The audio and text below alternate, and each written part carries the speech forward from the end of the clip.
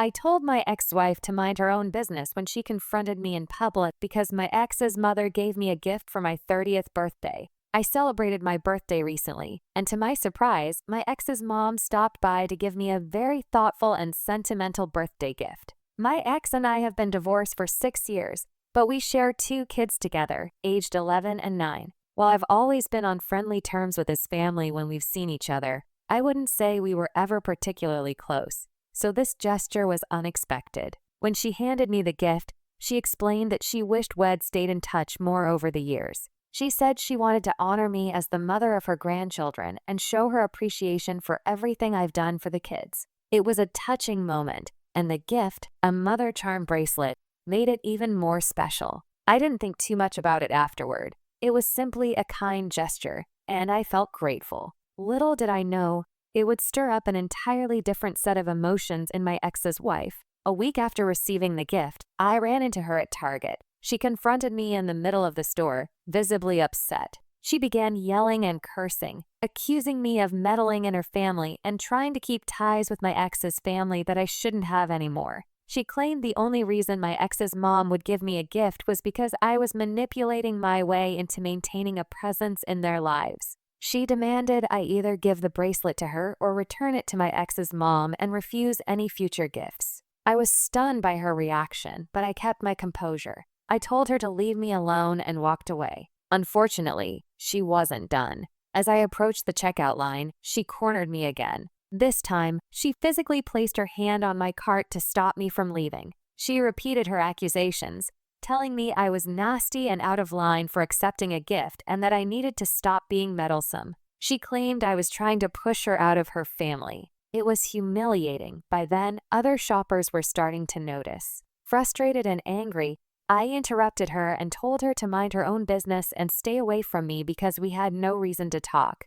Then I paid for my items and left before she could cause another scene. That night, I tried to process the encounter. I was angry but determined not to escalate the situation further. However, a few days later, my ex texted me. He said his wife had told him about our argument, and he believed I needed to apologize to her. He emphasized that she's the stepmom to our kids and felt I was disrespectful to her. I explained that I didn't appreciate her behavior toward me in public and that I wouldn't engage further. He insisted that I should apologize, arguing that I had damaged the co-parenting relationship by treating his wife's feelings as unimportant. He also suggested that my accepting the gift from his mom was a problem, though he didn't directly say I should return it. This whole situation has left me conflicted. On one hand, I've always tried to maintain a civil co-parenting relationship with my ex and his wife for the sake of our kids. On the other hand, I don't feel like I did anything wrong by accepting a heartfelt gift from my ex's mom,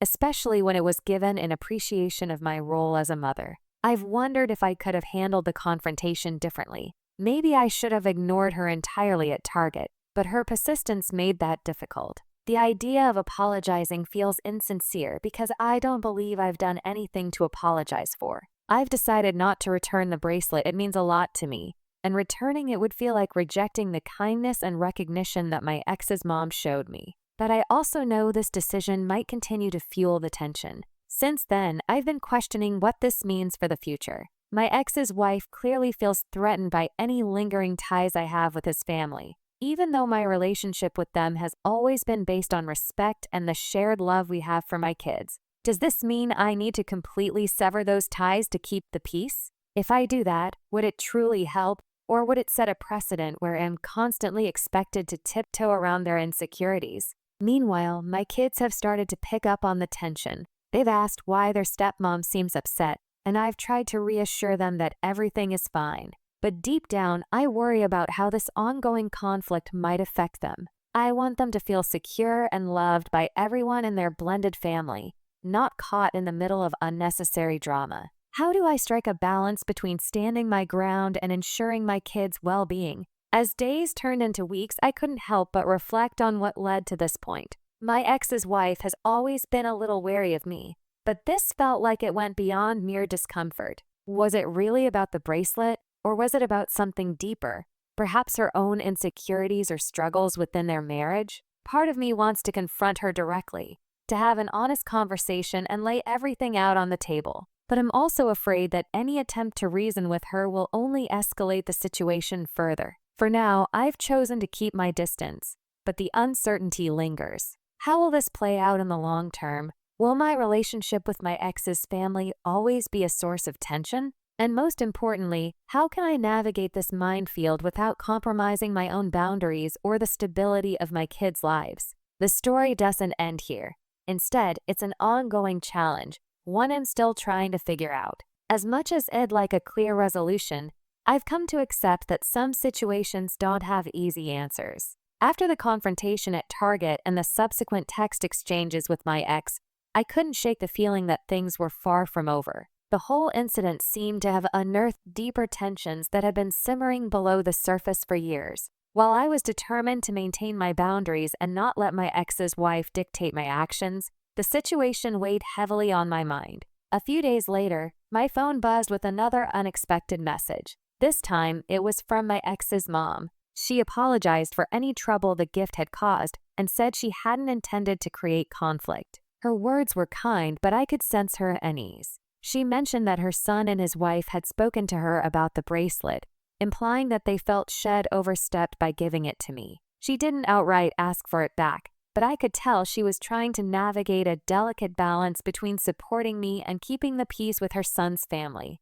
"I just wanted to show you my appreciation," she wrote. "You've done so much for the kids, and I'll always be grateful for that. But if the bracelet is causing problems, I understand if you feel it's best to. Well, maybe put it aside for now." Her message left me feeling conflicted. On one hand, I understood her position. She was caught in the middle, trying to maintain relationships with both me and her son's wife. On the other hand, I couldn't help but feel frustrated. Why should a simple gift, given with good intentions, become a source of such turmoil? And why was it always me who had to be the bigger person, the one to smooth things over? I decided to call her instead of responding via text. When she answered, her voice was warm but tentative. We talked for a while about the kids and how they were doing in school. Then, gently, I brought up her message. "I really appreciate the gift," I said. "It means a lot to me, especially coming from you. I'm sorry if it's caused any trouble, but I don't think I should have to give it up just to make someone else feel better." She hesitated before responding.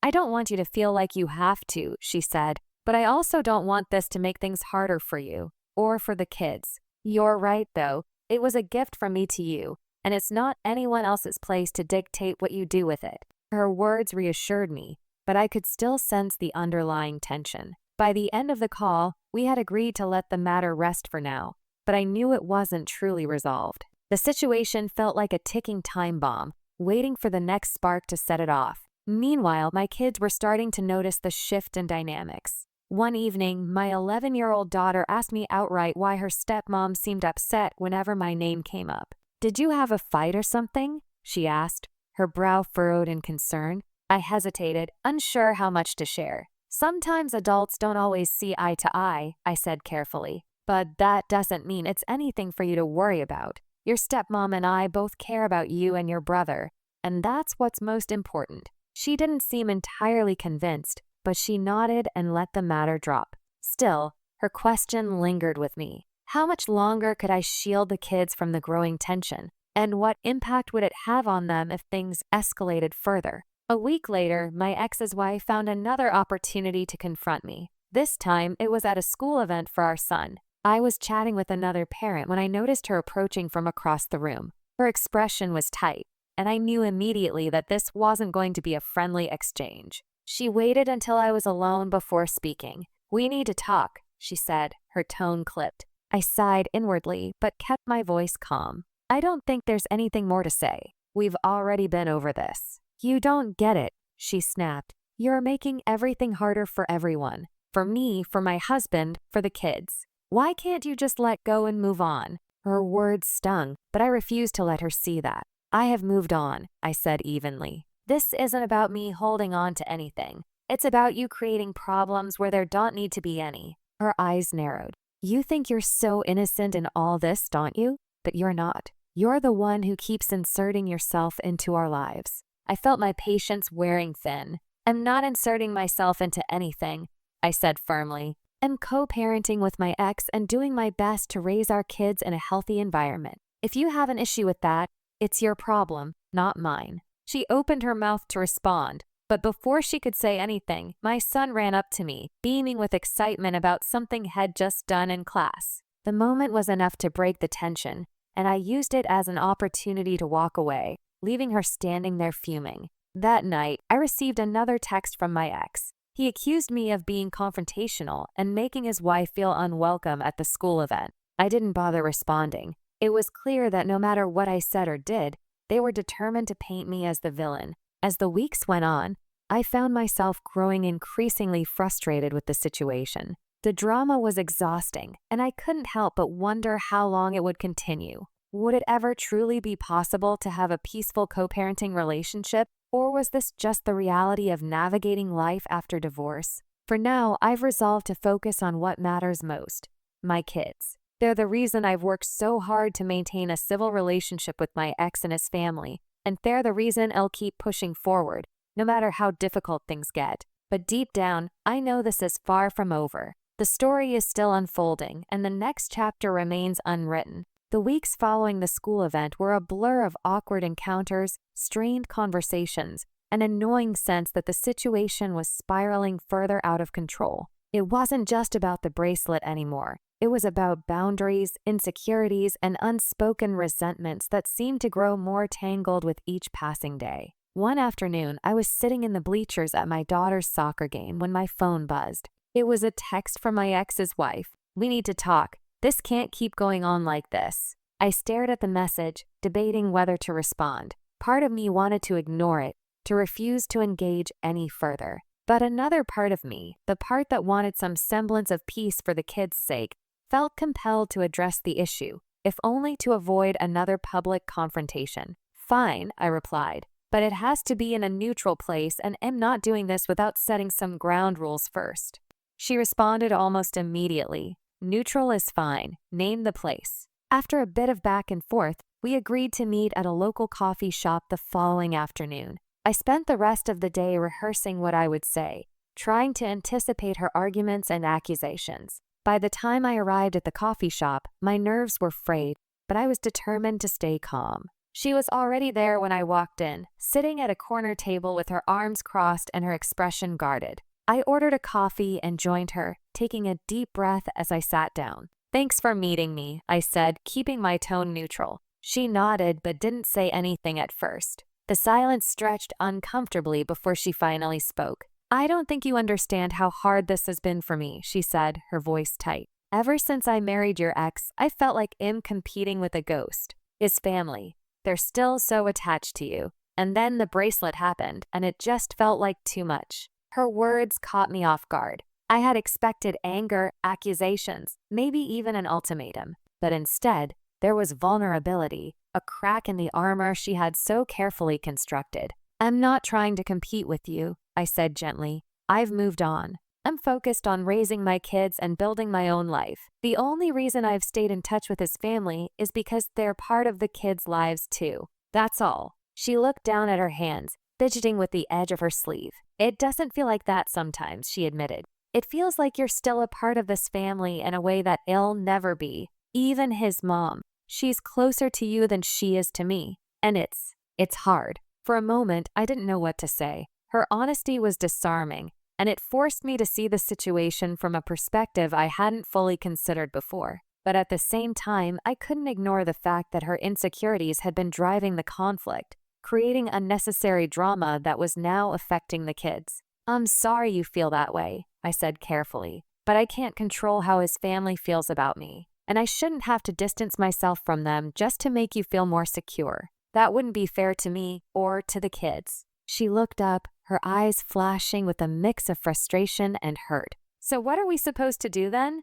Just keep pretending everything's fine while his mom buys you gifts and treats you like you're still her daughter-in-law?" "I'm not pretending anything," I said firmly, "and am not going to apologize for accepting a gift that was given to me with good intentions. If you have an issue with that, you need to take it up with her, not me." The conversation went back and forth for nearly an hour, alternating between moments of tense disagreement and fleeting glimpses of understanding. By the time we left the coffee shop, nothing had been resolved, but at least we had both said our piece. Whether it would make any difference remained to be seen. In the days that followed, I tried to focus on my own life, but the encounter lingered in the back of my mind. My ex's wife hadn't reached out again, and neither had he, but I couldn't shake the feeling that this was just the calm before the storm. Meanwhile, my kids continued to pick up on the tension, despite my best efforts to shield them from it. One evening, as I was tucking my 9-year-old son into bed, he looked up at me with a worried expression.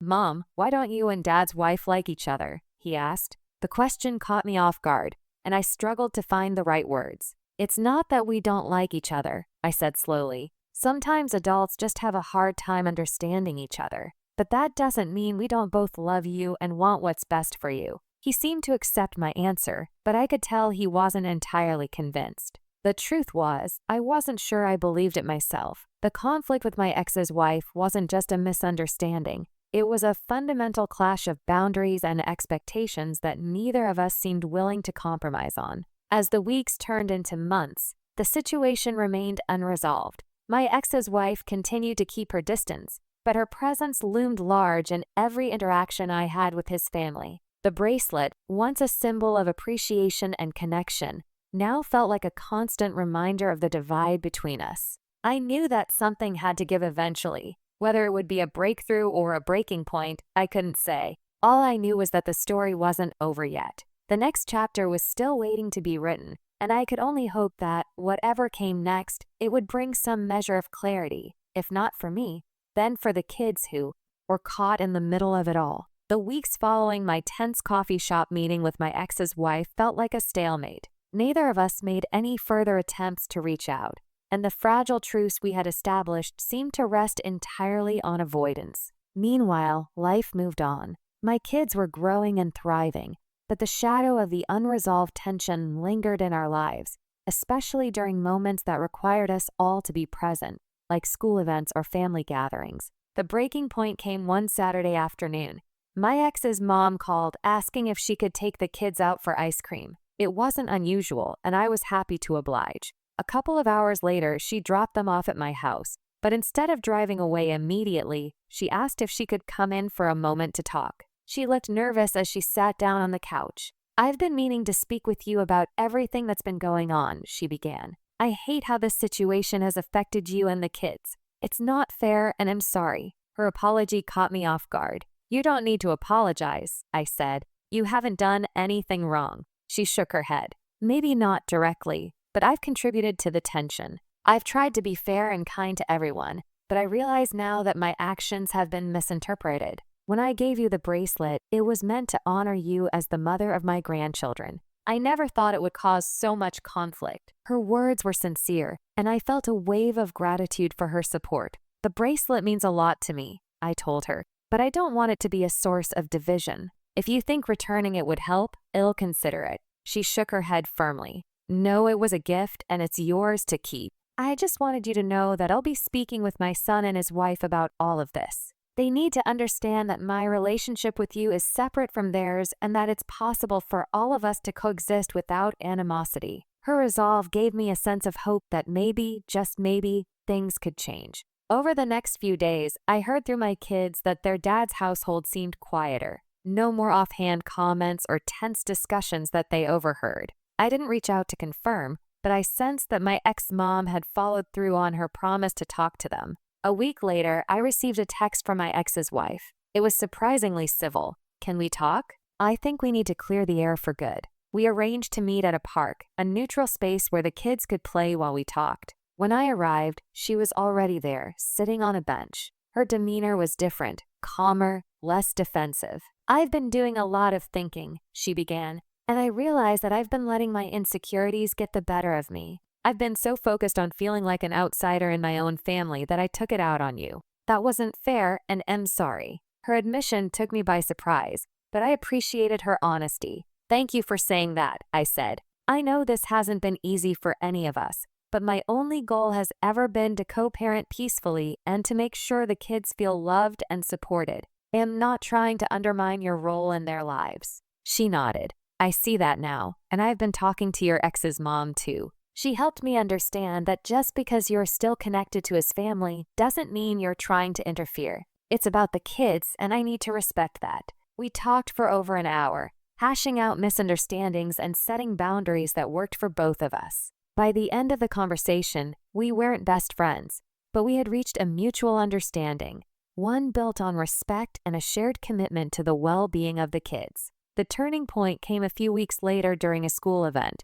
For the first time in what felt like forever, the interactions between me, my ex, and his wife were free of tension. We even managed to sit together during the kids' performance, exchanging polite conversation and sharing proud smiles when the kids waved at us from the stage. After the event, as we were all walking out, my ex's wife approached me. "Thank you for being patient with me," she said quietly. "I know I didn't make it easy. It's in the past," I replied. "What matters is that we're moving forward in a better way." And we did. The drama that had once consumed our lives began to fade, replaced by a sense of cautious cooperation. The bracelet remained a cherished gift, a reminder of the kindness and resilience that had carried me through one of the most challenging chapters of my post-divorce life. It wasn't a perfect ending, but it was enough. And for the first time in a long time, I felt like we could all breathe a little easier, knowing that we had found a way to coexist in peace.